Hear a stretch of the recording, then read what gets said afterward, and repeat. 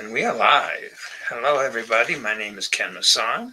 I am the co-president of the Rotary Club of World Disability Advocacy. We are a club that focuses on the human rights of people with disabilities around the world. We're an advocacy group, so we're always promoting and talking about advocacy and educating people and bringing awareness in different areas. And there's a huge area in that. And we have with us today. Now I can say we're like an old friend at this point, Jeremy. I think it's 5 years that we've been knowing each other, and I think I mentioned before that the way we got together was pretty cool. But that's a whole nother story for another day. Today we have Jeremy with us, and I'm going to let Jeremy. Why don't you go ahead and introduce yourself? Thanks, Ken. It's good to be back on air with you. So my name is Jeremy Opperman. I live in Cape Town, South Africa, and I'm a Rotarian. I belong to the Rotary Club of the Rotary District 9350, and my Rotary Club is Newlands. But I'm also a honorary member of the World, the World Disability Advocacy Group. Because I was there from the start. I'm a blind man in my 60s, and my job, I suppose you could say, my living is made from disability inclusion, both at a corporate level, NGOs, state, wherever I can find opportunities to put out there the issues around disability inclusion, disability rights, accessibility, everything that has a linkage to disability in the diversity family. But inclusion is the easiest way to unpack it. That's me. Okay, very cool. Well, there's much more to you than that, but that would take an hour of our discussion of who you are and the things that you do. And today we wanted to talk about audio description. Jeremy, is audio description a new thing, or has it been around for a while? Well, I suppose in a global sense, it's newish. It's about 45 years old. As a systemic entity, it's essentially created. I mean, there are opposing views about this in terms of its origins. So there are a couple of almost mythology now about its beginnings, and it's got there's some rather quaint anecdotes about how audio description was used and was in fact practiced. And in a sense, if you think about radio, and particularly radio shows, radio drama, that's classic audio description in a sense. Not only is there the exciting narrative of the play, but in order to get things across to you, they had to employ a great deal of audio description so that the listener was captivated. So in a sense, that was something of what you could explain, you could say. But in the accepted history is a man called Joel Snyder, Dr. Joel Snyder, PhD, who lives in Washington, D.C., and he is attributed as being essentially the father of audio description, and I'm privileged to know him. And I've met him several times. He's a terrific chap, and he's an old thespian and English teacher, and he started this by audio describing in theater in America back in 1981, which gives you an idea how old it really is. And he's grown it, and it's now a global industry in many countries.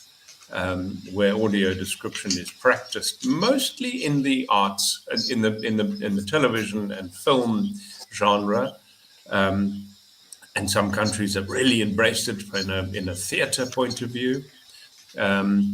But we can get into how it's done. But that's essentially the history. It's about 45 years old. Okay. And it's great, and it's grown. It's an enormous industry now. And I know you and I talked in the beginning of when people make presentations, they need to do an audio description of their slides that they're showing at meetings. That's a basic of what we're talking about today, but I think we're talking about much more today because I know you. Can you describe to me what is audio description? Sure. So, not Ken, Joel Snyder wrote a book called, essentially it's about audio description. It's actually his PhD thesis. And in it, he talks about making the visual verbal. And so I'm attributing that to him, which is right.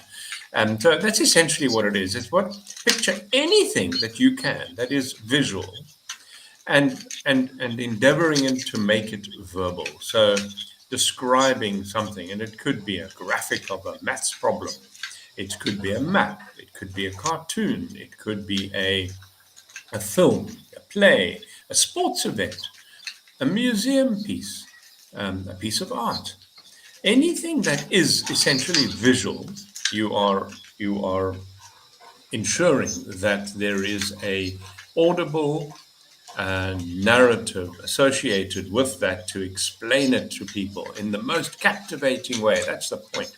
Audio description works best when it's inclusive and immersive and captivating. That's what it's all about. I could give you examples if you like of good audio description, and show you how the application is very exciting. So it's got a very broad application, which is why it's so exciting. Why don't you give an example? That would be great to hear that. All right. So here's one for you. So there's a famous cleric. He's dead now. The late Archbishop Desmond Tutu. Mm-hmm. And very famous. I'm sure you've heard of him. He's world famous. He died a couple of years ago. Terrific man. Absolutely terrific man. Iconic smile. So let me describe something for you. Now, bearing in mind I'm blind, so I've never seen this picture. So I want you to picture Desmond Tutu. He's an African man. He's got very little hair, often shaved at bald. And he has a skull cap, as the clerics do, the Anglican do. It's a red scarlet skull cap, wearing a deep red cassock. On his chest is an enormous cross hanging from a chain, so it's about his sternum. He's wearing shiny dark shoes, and you can just see dark trousers peeping out below the cassock. And he's holding his hands behind his back, and he's looking somewhat into the sun. You can see that he has a very expressive face. He's not young in this picture, so you can see wrinkles, and you can see slightly tinted spectacles that he's wearing. And what's very important is looking where he is, and he's standing, and you can see stones and rocks around him. But he's standing on a fairly level surface. And it is, in fact, on the very edge of Table Mountain, which is our iconic mountain in Cape Town. And he has his back to the bay, which is called Table Bay. And there's a wonderful bit of symbolism, because on his left shoulder in the bay, you can just see through the haze Robben Island, which of course is the island where Nelson Mandela spent 19 years of his 27-year incarceration. And so this is a picture of Desmond Tutu on Table Mountain. What do you think? Is that a decent audio description? Yeah, no, it sounds good. But and of course, that is an audio description, which is different from an image description, which would not necessarily be audio, but would be so like all text would be a text description. Yes, but you could exactly right. In fact, you're seeing it more and more now in mainstream media. We're using screen readers either on our phones or on our laptops. We see this it's called alt text, but you wouldn't go to that that depth, but there is still quite a lot of depth these days. I noticed. I mean, I was looking at the BBC just now, and there was it literally says a particular prominent politician wearing a dark suit, red tie, white shirt, gesturing with his hand. There's a microphone in front of his face. So that's quite useful. The problem with alt text is that you don't always know who the individual is unless they make a point of telling you it is Desmond Tutu. It's unlikely that the alt text would go into the kind of depth that I've just done. And I'm trying deliberately to apply color and texture to a visual image that I've never seen, Right. but I'm intimately acquainted with because other people have explained it to me and I've internalized it. Okay, that's interesting. So the image, the audio description that you and I were talking about, we just did a summit, and you were to me like, well, if there are areas in that video that you're presenting, which are basically visual and not audio, you need somebody to do a voiceover on that to describe what the visuals are, correct? Well, at least to give an idea, to accompany it. See, the reason I was pointing that out was you have a wonderful menagerie behind you, it sounds like, Ken. I'm going to shut my mic off while those dogs are barking. It's not mine. So the reason that I was bringing that up was what is very common, particularly in organizations like Rotary, for instance, where they put out publicity videos. And the publicity video can be 7-8 minutes long, and they're gorgeous pictures of whatever they're trying to portray. And it could be initiatives or places. And they're always very beautiful pictures. They're still pictures very often. Sometimes it's video. And it's very often accompanied by music, nice, attractive music often, sometimes not. But for a blind person, not to be too coy about this, but it's actually enraging. We have to sit through 8 minutes listening to arbitrary music, knowing that everyone around us in the conference, let's say, is watching and seeing something, and very often with captions at the bottom, depicting whatever it's depicting. And so when I served on the Rotary International's DEI task force, I tried very hard to get across this message that we need to stop this thing of putting out these videos with just music and graphics and subtitles. You need, or captioning, you need to either have an audio descriptive track where you describe it, and that would work. Even with the music, you could actually do that quite well.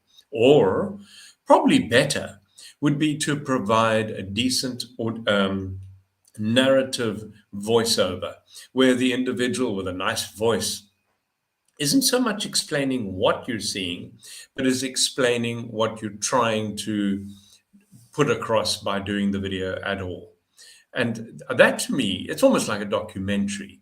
That would be ideal. And plenty. But all we need is something to work with. But if you just have music and you guys have the visuals, then that doesn't work for us. And it's very annoying because it's done far too often. So I think when anybody doing conferencing has to take this on board and think about those that might not see it. Because here was an interesting thing. One last thing about this was, I was in a Rotary conference not long ago, and there was one of these dreaded videos, 9 minutes long, not even particularly nice music. And what was interesting was that of the 100-odd people in the room, there were several people at the back who simply couldn't see the captions. And they got the pictures, but they couldn't read the caption because it was too far away, or the captions were too small, or whatever. And they were annoyed themselves, and they also could have used something in an audio sense. So that was what we were talking about, the importance of remembering that quite a lot of people don't actually see very well. Either they are the legally blind like me, or older people who just don't see particularly well, for instance. And there's a lot more people than you think, actually. And so we need to, this is where inclusion is so important. We're taking into account those that also require acceptance and inclusion. And it just takes a little bit of imagination and paradigm shifting for us to be able to offer this. Okay. Yeah. And so, sorry, there are different laws in different countries. So is it a requirement actually by law in some countries that things are audio described? It is. It is. It's the law is not a law on its own. The law is usually associated with the whatever broadcasting legislation you have. So that every country would have an act which prescribes certain do's and don'ts in terms of broadcasting. And so it would fall into that. Now, America is a great example of this. In 2009, Barack Obama, in fact, was instrumental in ensuring that no less than 10% of media content was made accessible through audio description. Now, that has grown in size. At the same time, by the way, it's important to point out that for those that can't hear, for the deaf, both the capital D deaf and small d deaf, there must be an augmentary facility such as closed captioning or subtitles. There is a difference between the two, but that's not important now. But to be able to provide captioning as well. So the very rarely do you see one without the other. Sometimes they focus on my country. Ironically, we don't have audio description built into our law, sadly. And there is talk of closed captioning being built in for the deaf community. But we don't, in fact, have a legislated thing yet in South Africa for audio description. More's the pity. But, it'll come in time. Okay. So I would imagine that it's not something that everybody, an amateur, shouldn't try to do it. I mean, you have to, am I correct on that? It's better to hire a professional to do this for you. It's true. And I would agree, it is always better, but you'd say the same thing with videography. I mean, you wouldn't give this is expensive media. Media is always expensive. Editing is the most expensive part. So this is a very expensive exercise. So you wouldn't give your videographer to somebody that was not particularly good at it. Similarly, however, I must tell you, you've opened up a bit of a hornet's nest there, because it isn't always appreciated what is good quality audio description and what is not. What we're seeing lately is some of the cable providers, and an example of cable would be Netflix, Amazon, Apple, that sort of thing. And what we're seeing is that they're ticking a box by providing audio description, but the standard of audio description is very often decreasing. And now that's interesting, because what this brings up is a classic ableism. And our ableism is where non-disabled people think they know enough. One example of ableism would be a non-disabled person, an able-bodied person, thinking they know what is good enough for a disabled person. And in this context, you'll get them saying, they get quite defensive when you criticize their audio description. And it's almost like they're doing us a favor. And we're seeing this more and more now, sadly, is the audio description sometimes is getting poorer. You can see it with certain companies. We learn to identify which companies do better audio description than others, which cable does better audio description. And so, yes, to answer your question, you're absolutely right. However, what makes good audio description is where you have blind verifiers. Now, a verifier is someone who sits and listens as it's being recorded, or as the script's being written. She might read the script, the audio description script, and would say, no, that's not descriptive enough, or you're focusing on the wrong thing, or you've left this out, or what race is the person? That's surely significant. What color is her hair? Is it a man or a woman? What do they look like? So I'll give you an example. I'm watching a show right now, and the audio description is very, very, how should I say? It's not slapdash, but it's very basic. It's not sufficient, and it's a show called something about lightning, and it's essentially about President Garfield and the man that shot him. And nowhere are they actually, not once have they described what Garfield looked like. Not once. And I went through the first episode and I was incredulous. I would love to know how big is he? What color is his hair? Is he bearded? Does he only have a moustache? Does he have both? Neither. What clothing does he wear? Describe it. Why wouldn't we want to? So your question was, inadvertently you kicked over a hornet's nest there, I'm afraid, Ken. So expert is a relative thing, and blind participation is essential if you're going to do good audio description. Okay, that's good. And so the bottom line is, don't assume that you can do it. I mean, if you left it to me, I would be terrible at it. I would leave out a lot of detail, and I would say, oh, there's a guy in the room, and there's two other guys with him, and there's a woman in the back.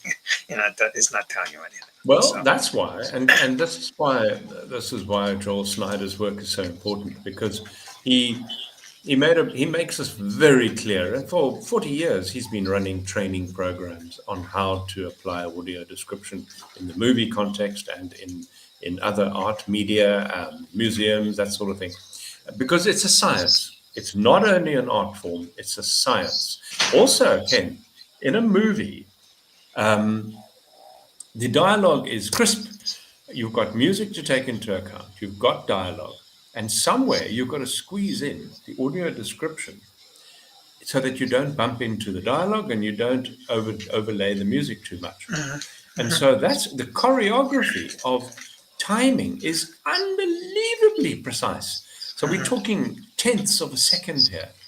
So the audio description script must be written having a very intimate understanding of the length of every bit of dialogue to see where the gaps are.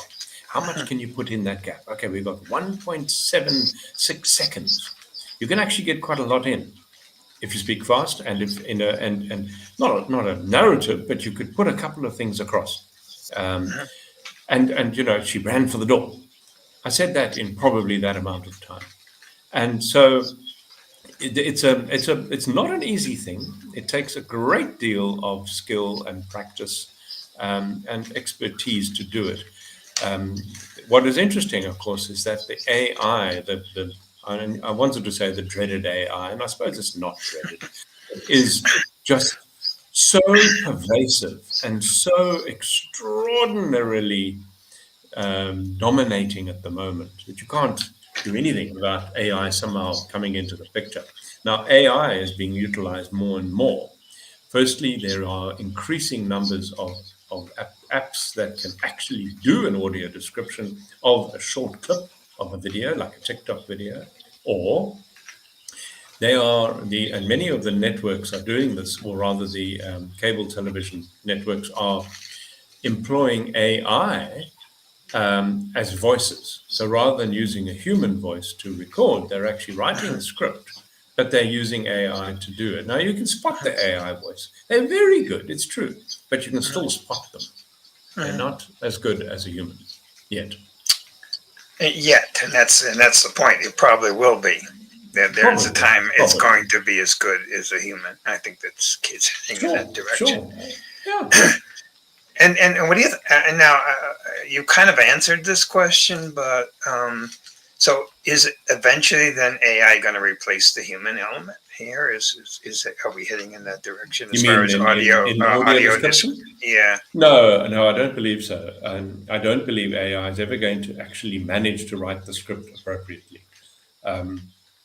It's just simply And well, I suppose I need to put the classic yet. And I'm not sure. You need a human element. You need a human eye, and you need a blind perspective. And this is, as I've said before, it's worth repeating. It's worth repeating that you can't do decent audio description without blind participation. And I hope audio describing companies are listening to this, because some of them are making this tragic error of not including blind people sufficiently. Which is why I don't think AI will ever be able to really do it on its own successfully. It could do it practically, no question. It could do it right now. But would it be good AI? I mean, would it be good audio description? No, I don't believe so. And I don't want to get off the subject, but I mean, AI is now moving towards replacing sign language people. And the issue that they have, which I think they'll overcome at some point, is that the AI sign language signer is very cold, no expression, just moves the hands, and that's about it. So that human element is not there. But I believe that they're going to perfect all that kind of stuff. So I mean, it's a very interesting topic you raise. I mean, as a disability inclusion specialist, I pay attention to the deaf situation, and they have an enormous frustration. And one of their biggest frustrations is that there are not enough sign language interpreters, or there's not enough budget to pay for a sign language interpreter. And or there isn't the there isn't the inclination to provide one, right? And I think AI could provide a very useful service. All right, so it might be cold, but it's unlikely to be too inaccurate. And I think that could be very useful. And I think I wouldn't poo-poo the idea of AI and sign language. Like audio description, they'll probably say it's never as good. And they're probably right, but it's got application. And so, for instance, an AI audio description of a corporate video would be fine, would be absolutely fine. And there would be no reason why you shouldn't do that. I'm talking about things which are emotive and where you need a bit more heart and human element, like a movie or a really beautiful artwork. And I think it's important to have the human element. You want a bit of a pulse to do that well, I believe. But I think there's a strong case to be made for AI and sign language. And I'm sure people can make a strong case too for AI and image description too. Probably. Jeremy, as much as you and I believe in the human being, I think we're heading in a direction where AI is going to probably replace things like this, and they will. It's just easier for the corporation to go rather than go out and hire a company to do it. Sure. Yeah. Which is, of course, quite tragic, because it means there will be jobs lost. In many fields. But that's a whole nother discussion we can get into one day. Yeah. So we're like about 15 minutes left. So let me just give a little advertisement here for the club. Again, we're the Rotary Club of World Disability Advocacy. We've been around we're in our 5th year, I think, at this point. And we've grown to the point we're in more than 30 different countries. So we're a virtual club, so that makes us different to many Rotary clubs that are both basically meet in person and serve the local community. Our community is the world, basically. Our focus is on people with disabilities. Our focus particularly is on advocacy for people with disabilities. And we have at this point around 80 members. It could be much bigger, Jeremy, but we got to control our growth. So, there's so many people interested in being involved in this, and that's what I'm getting to at this point. I actually think I want to add something to your story there about the club. Is that I think what's special about the club is that there is an extensive friendship circle as well, which you can keep your arms around quite neatly. You're with the various WhatsApp groups and other ways. And I think the friendship circle is enormously important. I think that's something that Rotary needs to embrace more, frankly, is embrace the friends of your club as much as you embrace your members. Yeah. Because I think the issue of Rotary is going to have to change simply because the world is changing. Yeah. Younger people aren't as clubby as older people. And so, we must be open to change. And very much so, Jeremy. And that's once again another discussion that we could do in one day. But I'm putting up on the bottom here the address for the Rotary Club. Gmail address, so that if anybody's interested in getting more information about us, or even hopefully want to join on to our cause, you're pleased to write to us at rotarywda@gmail.com, and we will get back to you, and we welcome people from around the world to be a part of this. I think, Jeremy, we're kind of in every continent except for Antarctica at this point, so and we'll work on those penguins down there in Antarctica. Yeah. You work on the penguins. Yeah. All right. So back to image description, audio description. I'm sorry, audio description. From a technical standpoint, how do I do it? Yeah, that's a good question. It depends on the media that you're utilizing. So if you're making a movie. Now, what's interesting now is that directors who are savvy to audio description requirements, you see, for 40 years, it's become an add-on.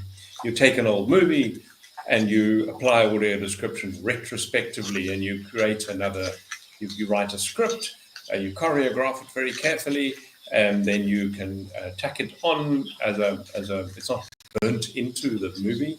It's a track, and then it's played in a particular environment, like an app, or there might be a repository of movies, audio described movies. Might be legal, might be illegal, but they exist. In some countries, they're played in cinemas, and in some countries, they have an opportunity on television for especially cable, where you can, like in Amazon and Apple and Netflix. You literally go into the settings and you choose audio description. And in many of those cable shows, almost 95% of the content is in fact audio described. It's wonderful. So it's retrospective audio description insertion. However, now that audio description has become more embedded, savvy directors are beginning to write their scripts, their actual scripts, and direct the movies, understanding that audio description will be part of it. And so the audio description is built into, in a sense, at the same time as the production of the movie. So how it's done essentially is as I've said, scripting is essential. You can't wing it. The only time that you wing something is when you do what's called live audio description or real-time audio description. And I was privileged to witness a good friend of mine doing it the other day, and there was a dance sequence. It was a very beautiful dance that was done in another city in South Africa called Durban. And I was at Africa's first audio description symposium last month, and I participated in it, and there was a dance sequence called New African Dawn, and it features a gazelle and a lion, or a lioness to be precise, obviously done by two dancers, in this case women, and they were geared up not in an exhaustive way. It wasn't a disguise, but the one was clearly a lion and the other one was a gazelle, and there was complex music and complex dance sequence and a underlying narrative, if you like. No speaking, but you could clearly see what is going on, apparently. And so my friend Deborah, who is an associate of South Africa's only audio description company, Shazison Accessible Media is their name, and Deborah did a live real-time audio description of the dance, which was incredibly difficult and taxing. And she did it superbly. She's got a beautiful voice, which helps. She's an artist herself. She's a writer, so she's very literate, and she did a superb job. And I got it. I find dance to be a bit ho-hum because I don't get it, you see. But this is the first dance that I've really enjoyed. I loved every minute. I got it. I knew what was going on. And I found myself holding my breath at tense moments, all because the description, aided by the beautifully choreographed and cleverly thought through depiction in the dance, was successful. So I had a great experience of something which is almost always not understood by blind people, and I got it. So that's an example of real-time audio description. So that's how that would do. The alternative is scripting. So whether you're doing a static artwork, like for instance, I tend to specialize more in artwork and in pieces, installations like sculpture. That's my preferred genre, if you like. I love sculpture and I love museums, and I love nothing more than to script and record an audio description of, let's say, an iconic sculpture. And it might be a bust of somebody or a life, like I've done one for Nelson Mandela, a particular sculpture. Now, what's important about this is the scripting. So I don't wing it. I carefully script it. And that's what happens in movies and television shows and plays as well. But let's just talk about movies and television for a moment, where, as I've said, it's an exhaustively complicated choreograph between the existing dialogue and music and the gaps. What can you get in where?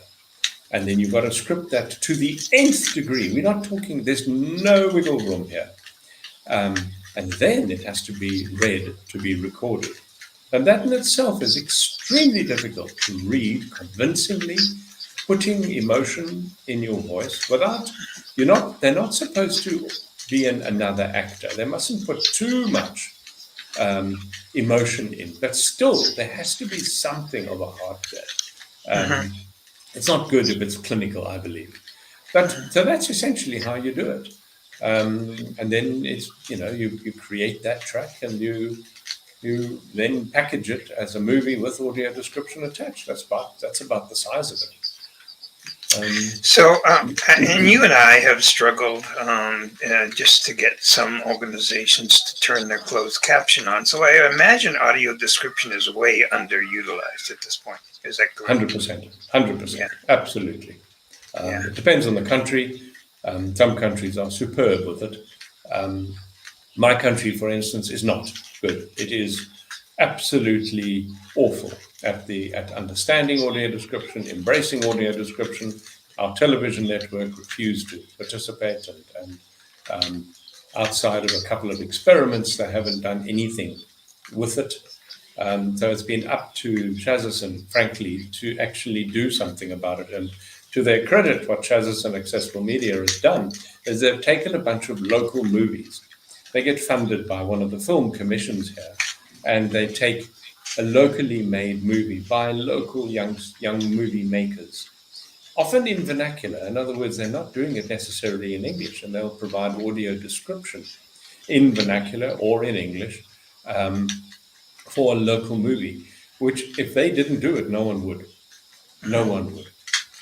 So we don't need to do your Hollywood movies because they already have audio description almost always these days baked in there. What often happens, though, is that the audio description track isn't bought by the local entity such as Netflix. I find that enraging, where I'll go into the settings and I'll see there's audio description in Portuguese, Italian, Spanish, and French of a movie, but there won't be an English one. Now, that doesn't mean it doesn't exist. It means that some clown in procurement didn't know that that's what they had to get. So there's a lot of work to be done. And Yeah. it's a work that needs to be done not only for those that have sight disabilities, but also for those who have sight and better understand what a non-sighted person, maybe that's not the right term, a blind person, Mm. can understand. Like you just gave an example that I probably sadly didn't think about, and that's when you go in the museum, you need an audio description of what is what's in that museum, a picture or a Yes. sculpture or Yes. whatever it might be. So museums Oh, that's huge. Enormous application. Now that yeah, isn't particularly well done ubiquitously ever. Some museums do it well, very few though. I'm talking all over the world here. I mean, I've yeah, been into some of the best museums in the world, and I was appalled at the lack of audio description. yeah. Some people conflate, be careful, there's a difference between audio navigation and audio description. Mhm. Many museums give you a little device and headphones, and it helps you navigate through a specific installation, or yeah, let's call it an installation. And that's not the same thing. That's just taking you from one exhibit to another with very little actual audio description. Audio description is very different, where you're looking at an exhibit and then it goes to at great pains to describe the exhibit. Or audio navigation never does that. And what's very frustrating is when museums can't tell the difference and they Mhm. argue with you. No, no, no, no, no, we have audio navigation, it's okay. No, you don't. You don't have audio description. And it's very sad, actually, because if you have audio navigation, to create an audio description script in addition to that would actually not be difficult. It would be a terrific service, and it would change the face of museum world if people just got it. You've opened my mind to that, because see, I didn't think about it. We don't we're running out of time at this point. We only have a few minutes left, but I mean a whole nother area, which is what the club just tackled, is inclusive education and audio description for a teacher to understand that they focus a lot on the fact that the child needs braille or needs a reader or something like that. But Yes, yes. what about if there's something visual that teacher is doing? Now, Like, this is very important, Ken, because this is where there is a marriage between audio description and other forms of assistive media. So, for instance, the tactile experience, I can't emphasize that enough, how important the tactile, the opportunity to be tactile, for instance, in a museum. Now, many museums are very precious about their exhibits, and I understand that. But what we're seeing a lot in Japan and India, particularly Japan, is they're creating 3D facsimiles of an exhibit so that you can fiddle with it and play with it and feel it, which gives you a whole new level. Now, what that also does is it gives us an opportunity in education. And so audio description, it begins to get a little more broad around the edges and turns into more of a broader assistive media. So, for instance, mathematics has been one of the trickiest things to teach blind people, particularly around where there are complicated formulas, which are very hard to get across in Braille. Many of the learners might not be Braille users, and teachers are often not necessarily skilled enough to get the message across. And this is where audio description and the tactile experience and various apps that can interpret graphics are hugely important. And so audio description, it's now not an adequate term now in the context I'm talking about, but it plays a massive role in good education for the blind, and not just for the blind. It opens up now. But yes, you're absolutely right. Also, graphics, any graphic, like a graphic novel. Now, the other day I heard a graphic novel. Now, so that's quite an interesting thing. A graphic novel is a visual concept, and I heard one in audio the other day, and it was great. So you had the graphic novel being read, but you had, similarly to a movie, a track provided for the description of the graphic being just, the appropriate graphic on the page. Now that was an eye opener for me. It was great. So it's a whole new game. So yeah, audio description's got terrific application. It's been a fascinating discussion that basically only touched upon the surface of this whole thing, and we need to maybe get people start thinking about where it's going to be used more. So Jeremy, we're at our last few minutes here, our last seconds here actually. If I had a producer, they'd be buzzing in my ear telling me, your time is up. But before they do that, people want to get in touch with you. How are they going to do that? It's very simple. You can just contact me through email. It's the best way. And that's Jeremy, that's Jeremy, at disabilitydesk, one word, disabilitydesk.co.za. Okay. And I hope they do. And I hope we've encouraged a few people out there to start thinking about this more. And start even the visual people also to think, oh, well, if I couldn't see this, how would I know what I'm looking at? I mean, you also opened the door, and I don't want to get into it. We're running out of time here, but a dance, I never thought about that obviously a blind person can't see dance. And that's, there's got to be a million other applications there that we're not even talking about here. So endless. Yeah.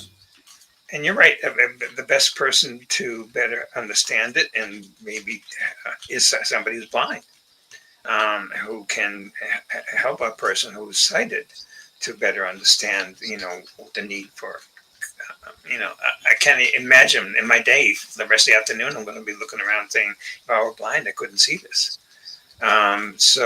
Which sounds like a silly comment, but it's not. If I had an audio description, I could see it. One last thing, Ken, I know very quickly, is I have a website as well, and in my website I've started a blog. It's not, I don't keep it up very often, but I do contribute to it. It's called The Things We Miss, and my website, of course, is www.disabilitydesk.co.za, and that's the operative thing: the things we miss. Yeah, which doesn't have to be. Excellent. Thank you, Jeremy. Of course, we're going to get you back at some point to continue conversations on this and other things. So we much appreciate it. So thank you, everybody. And we will have this video up on YouTube at some point, but it's going to stay there on Facebook and LinkedIn and YouTube for quite a while, so people can view it. So thank you, sir. Thank you, Ken. Been wonderful to be with you again. Thank you. Exactly. Take care, everybody.